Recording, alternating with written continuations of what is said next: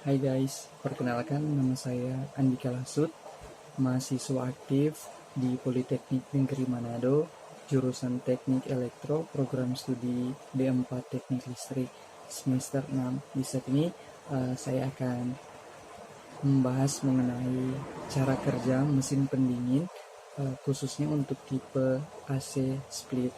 Nah, di sini sebelum lebih dalam kita membahas cara kerja dari AC split, di sini kita ketahui juga di mana AC bukan terdiri hanya AC split saja, tapi ada jenis-jenisnya, yaitu di sini ada 4 jenis.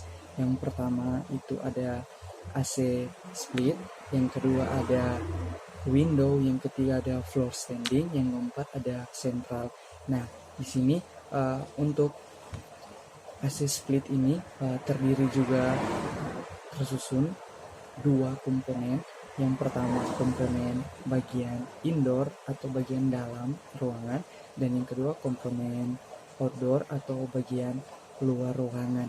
Nah, di sini di dalam dua komponen ini juga tersusun komponen-komponen penting di dalamnya, berupa di komponen indoor ada grill, ada evaporator, ada motor fan indoor, ada blower indoor, ada PCB atau modul, ada remote control, ada thermistor, ada kapasitor fan dan filter udara.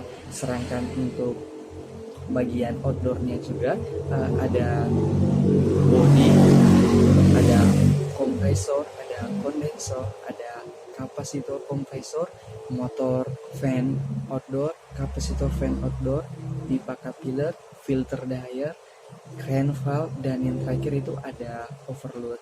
Nah, itu untuk bagian-bagian indoor dan outdoornya. Itu bagian yang sangat penting karena komponen-komponen itu yang akan berperan aktif dan yang akan menjalankan setiap cara kerja di dalamnya.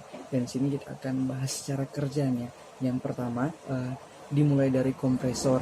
Jadi kompresor ini akan berperan di mana dia akan memompa gas yang bertekanan tinggi dan bersuhu tinggi melalui pipa tekan ke kondensor. Lalu di dalam kondensor itu suhu gas yang tinggi akan dibuang oleh fan yang terletak pada bagian outdoornya. Jadi di situ kondensor suhu gas yang tinggi dibuang oleh fan yang terletak pada outdoor. Jadi di situ akan dibuang dengan fan yang ada terletak pada bagian outdoornya. Dan lanjut suhu gas refrigerannya akan menjadi dingin. Jadi ketika dibuangnya suhu gas yang tinggi oleh fan, dari situ gas refrigerannya akan menjadi dingin. Nah, setelah melalui kondensor, gas refrigerannya akan masuk ke filter dryer. Nah, di sini untuk disaring. Jadi di mana gas refrigerannya akan disaring dengan tujuan agar supaya tidak terdapat kotoran di dalamnya, akan dibersihkan. Selanjutnya setelah disaring, gas freonnya masuk ke dalam pipa kapiler yang lubangnya cukup kecil. Nah, jadi di dalam pipa kapiler ini freon akan saling bertubrukan atau saling berdesak-desakan.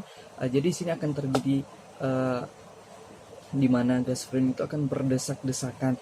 Nah, di sini freon telah berubah menjadi cair yang sebelumnya adalah gas. Jadi di sini akan terjadi perubahan juga, di mana di sini akan terjadi perubahan wujud menjadi cair yang awalnya dari gas. Nah, setelah melewati pipa kapiler ini, freon akan menguap dan mengambil panas di dalam evaporator yang hampa udara. Jadi di sini freon akan menguap, jadi akan terjadi penguapan, di mana di sini akan mengambil panas yang ada di dalam evaporator yang hampa udara, sehingga pipa-pipa yang ada di evaporator ini akan menjadi dingin dan akan dihembuskan oleh fan motor yang ada di dalam komponen indoornya.